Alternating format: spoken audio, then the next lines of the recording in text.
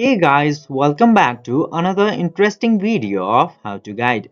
In this video, I am going to show you how to fix your login errors into Instagram, such as you cannot log in to your Instagram, try again soon.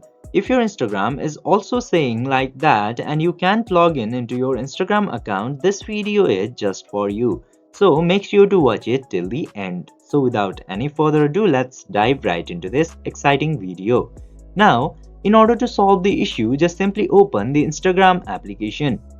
And now, after opening the Instagram application, just simply check your phone number that you have entered and the password too. If you are sure your password and phone number was correct, but you still can't log in into your account, now you just simply have to click into this Forget Password button.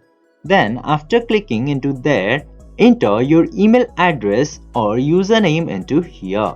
Then click to this send login link option. Then after clicking into that blue button, Instagram will send a login link into your email address. You just simply have to click into that email address's link, and after that you can easily log in into your Instagram account from there.